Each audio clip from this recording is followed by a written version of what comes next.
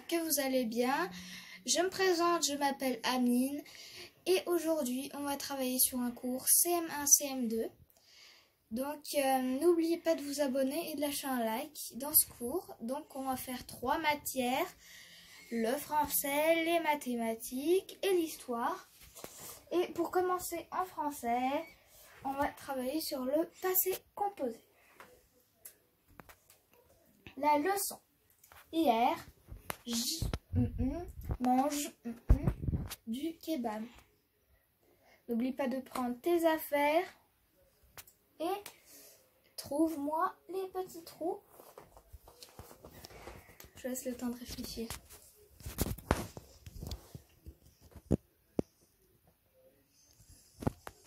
Et ben voilà la réponse. Hier, j'ai mangé du kebab. Si on prend cette partie,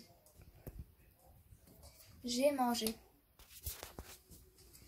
On a ce et là qui est un auxiliaire et on a ce et là qui est la terminaison.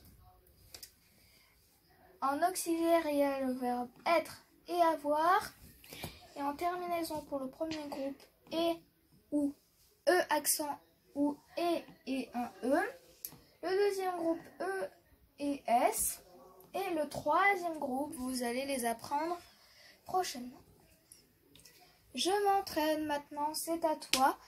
Écris tout ça et trouve-moi. Et après, on va poster les réponses ensemble.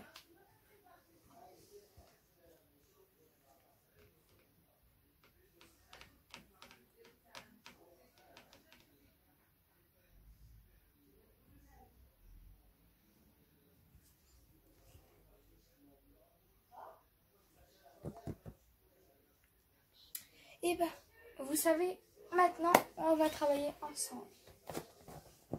J'ai farci, j'ai épuisé. Vous vous souvenez que ça, c'est l'auxiliaire et ça, c'est les terminaisons. On n'oublie pas que les terminaisons, c'est ça. Et j'ai mis une toute petite complication ici.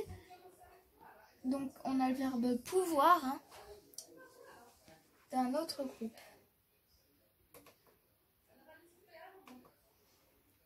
Alors, maintenant,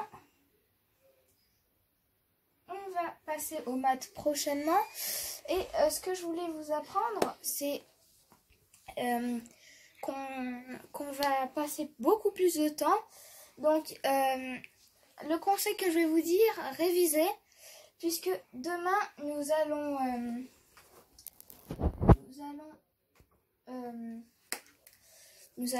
faire un bilan ensemble. Donc maintenant, dans les mathématiques, on va travailler sur les conversions, enfin oubliez ce que je viens de dire, des situations de partage. Donc comme vous voyez sur l'écran, on a un donut et vous devez le partager avec 4 personnes. Je te laisse réfléchir. Ah, et surtout, il faut me dire comment tu vas partager le donut, mais comment ça s'appelle si tu sais. C'est bon? On va le partager en 4 et ça s'appelle un quart, n'est-ce pas? Chacun va prendre un petit bout. Prenons exemple maintenant avec un burger. On va devoir le partager entre 3 personnes. Si tu te souviens, on doit savoir comment on doit partager cela et comment on appelle ce que tu as partagé.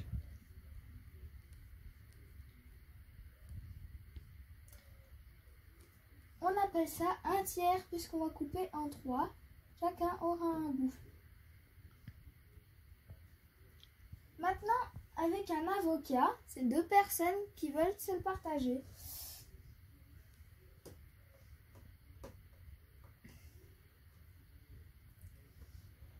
On va donner la moitié et ça s'appelle un demi.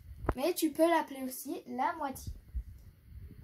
Et aussi, on va bientôt passer à l'exercice, mais aussi quand il n'y a rien, par exemple l'avocat tout seul, on appelle ça tout seul. Vous pouvez dire tout seul. Alors, pour l'exercice, vous allez devoir partager, sans dire le nom puisque c'est déjà écrit, vous allez devoir partager selon ce qu'on vous demande. Donc là, vous devrez partager un globe, là, un biscuit, et là, un téléphone, malheureusement. Je te laisse le temps.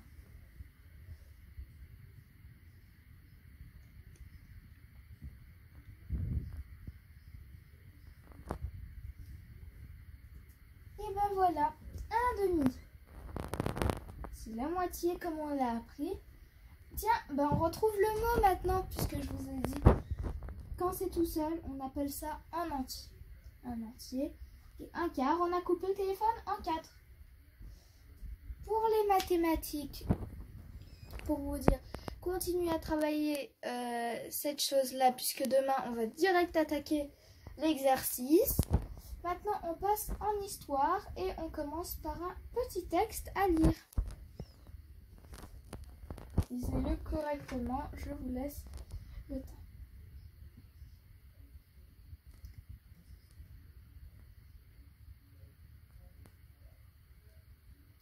Maintenant, on va le lire ensemble. Les Huns sont des peuples barbares. Ils nous ont attaqués en intrusion dans notre pays. La Pâque romana est terminée, l'Empire s'effondre. Effectivement, on va passer plus de temps en histoire pour que je vous explique ça. Les Huns, qu'est-ce que c'est? Les Huns, comme on vous l'a précisé, ce sont des peuples barbares. Qu'est-ce qu'un peuple barbare? Comme on peut dire, nous, dans notre pays, dans le globe, par exemple, la Belgique, par exemple, on ne va pas dire que c'est un peuple barbare. On va dire que ce sont nos voisins, nos habitants, d'autres habitants, en tout cas, des gens pas comme nous. Ces Huns sont des peuples barbares. Peuple barbare, ça veut dire pas comme nous. Ils ont attaqué notre pays. Donc les Huns, pour plus de précision, on vous a dit déjà que ce sont des peuples barbares. Mais dans notre temps aujourd'hui, ce sont les Chinois, ceux de l'Asie. Et comme si vous avez vu, la Pâque romana est terminée, l'Empire s'effondre. La Pâque romana, si vous avez appris ça avec vos professeurs, la Pâque romana, c'est... Pax romana, pardon. La Pax romana, c'est la paix romaine. Rome, en gros, Jules César et autres, ils ont eu la paix pendant très longtemps. Et comme on vous l'a dit, la Pax Romana est terminée. L'Empire s'effondre. Maintenant, pour plus d'informations sur les Huns, ils sont venus armés dans notre pays. Le pays qui s'appelait Rome. Ils sont venus attaquer avec des épées, du feu, jusqu'à venir brûler des habitations.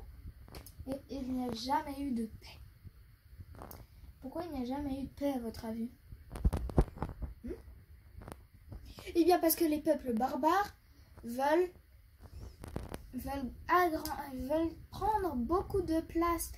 Comme on se souvient, si vous avez appris ça avec vos professeurs, quand on a commencé l'Antiquité, vous vous souvenez que la Rome est venue attaquer et comme ils ont perdu, ils ont pris le pays.